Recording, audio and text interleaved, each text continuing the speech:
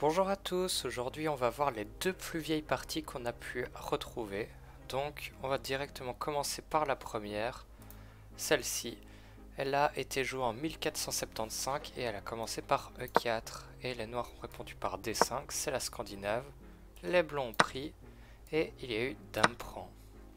Ici, les blancs ont joué cavalier C3, comme s'ils développent une pièce et attaquent la dame.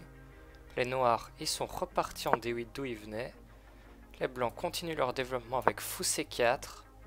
Les noirs jouent cavalier F6, les blancs cavalier F3. Et il y a déjà la première erreur de la partie qui a été de jouer fou G4. Ici, c'est une erreur parce qu'elle permet une tactique. Je vous laisse deviner. Ici, la tactique c'est fou prend F7 qui a un très joli coup.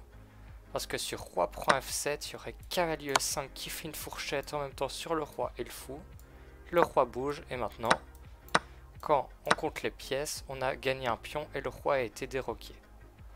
Mais dans la partie, les blancs n'ont pas vu ce coup, ils ont joué H3. Et H3, c'est pas une erreur, mais ça empêche la tactique, il n'y aura plus jamais cette tactique-là. Parce que les noirs ont joué fou prend F3, dame prend F3, et on voit ici que les blancs attaquent le pion B7.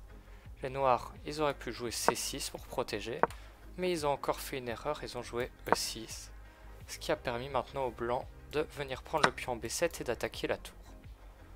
Là, les noirs, ils ont voulu quand même la défendre, et le seul coup pour la défendre, c'est cavalier BD7 pour la protéger avec la dame. Et là, il y a encore une tactique, je vous laisse la trouver. C'est cavalier B5 qui, en même temps, attaque le pion C7 et le pion A7. Ici, si jamais par exemple les noirs voudraient bouger le cavalier peut prendre en C7 qui attaque en même temps le roi et la tour, ça ferait une fourchette, donc c'est vraiment pas le bon coup. Les noirs se sont dit qu'ils défendraient le pion C7 pour empêcher la fourchette, mais maintenant on a encore cavalier prend A7 qui attaque la tour. Ici, les noirs ont joué cavalier B6, mais on pourrait se demander qu'est-ce qui se passe sur tour B8. Tour B8, ici, les blancs devraient repartir avec leur dame. Ils auraient deux pions de plus, ce serait pas très grave. Donc on retourne à la partie. Ici, les noirs ont joué cavalier B6. Et là, il y a encore une erreur, parce que les blancs peuvent prendre la tour, et ils ont gagné une qualité. Donc c'est encore pire que le tour B8 et la dame qui repartait de tout à l'heure, parce qu'ici, les noirs ont repris. Et ça permet aux blancs maintenant d'avoir 4 pions de plus. Ils ont même pu prendre le centre avec D4. Et par exemple ici sur dame prend D4 ça serait une erreur parce qu'on pourrait déjà reprendre le cavalier. Ici vraiment les blancs sont bien mieux sur tous les points. Mais les noirs ont continué jusqu'au mat. Ils ont joué cavalier D6 pour ressortir leur pièce mal placée. Et là les blancs ont joué le superbe coup fou B5 échec, qui force les noirs à prendre ce fou, parce que sinon ils devraient bouger leur roi.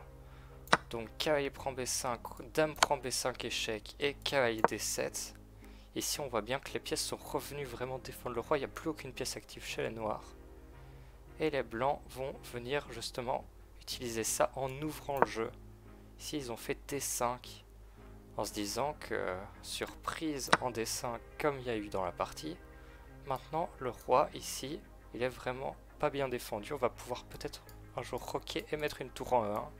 Et ça serait échec. Il n'y aurait plus beaucoup de défense pour les noirs. Et les blancs ont joué fou en E3 ici. Fou E3, ça permet plusieurs choses. Ça permet aussi de se laisser grand roc. Ou alors de jouer un moment fou C5 pour empêcher le roc des noirs. Donc les noirs ont voulu vraiment faire le petit roc le plus vite possible. Ils ont fait fou D6. Les blancs ont fait tour D1. Et là, encore une erreur des noirs, ils ont joué dame F6. Ici, ils ne défendent pas le pion en D5 et ne font pas roc. Donc, les blancs peuvent en profiter, ils font tour prend D5. Les noirs font dame G6 en se disant qu'ils attaquent le pion en G2. Et les blancs vont tendre un piège aux blancs qui va marcher dans la partie, mais il y avait une solution pour les noirs. Les blancs ont joué fou en F4. Ici, ça n'aurait pas marché si les noirs avaient joué dame 4 échec. Fou E3 serait forcé, sinon ils perdaient le fou. Et maintenant, les noirs peuvent prendre en G2 et attaquer la tour et ils ont au moins récupéré un pion. Donc on retourne à la partie sur fou F4. Les noirs ont été un peu trop gourmands et ils ont juste pris le fou. Ils se disent que c'est un fou gratuit. Mais là, il y aurait juste dame prend D7, roi F8 et dame D8 échec et mat. Et la partie s'est finie comme ça. La deuxième partie a été jouée en 1590 et a commencé par le coup E4. Et cette fois-ci, les noirs ont répondu par E5, le coup le plus classique. Là, les blancs jouaient cavalier F3, cavalier C6 et fou C4, c'est l'ouverture italienne. Et les noirs ont joué fou C5 qui paraît très logique et qui est raisonnable. Et les blancs ont continué par C3. C3, ça prépare le coup D4 par la suite. Et les noirs ont joué ici le coup dame E7 qui est un peu bizarre car le coup ne sert vraiment à rien. Là, la meilleure idée c'était sans doute de jouer cavalier F6 pour au moins contre-attaquer le pion E4 et permettre le rock. Donc sur dame E7, les blancs eux ont roqué et les noirs ont joué D6 pour sortir leur fou. Mais ça laisse aux blancs l'idée, comme on l'a vu, D4. Les noirs sont obligés de reculer. Et maintenant, les blancs ont joué fou G5 vraiment très agressif, qui aurait permis aux noirs de jouer cavalier F6 où il n'y aurait plus trop de problèmes. Mais les noirs ont continué par une erreur, ils ont fait F6. Ici, F6, ça n'a pas l'air si mauvais, mais ça retire la case du cavalier, et en même temps, ça ouvre la diagonale pour le roi, il va sans doute se prendre un échec à un moment.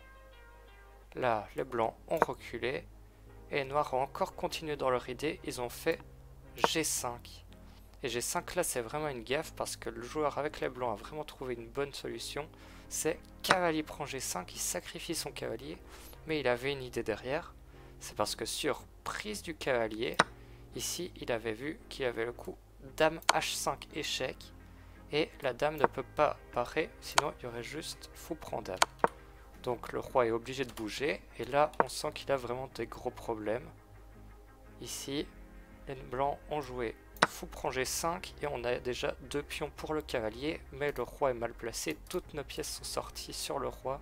On sent qu'il va y avoir de gros problèmes.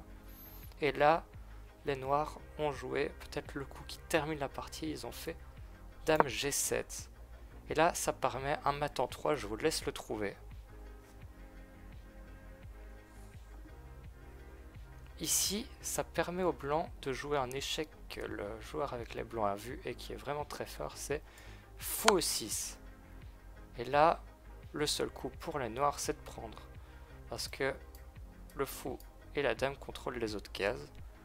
Donc, ils ont fait fou prend en E6. Et là, il fallait trouver la suite, c'était dame E8 échec.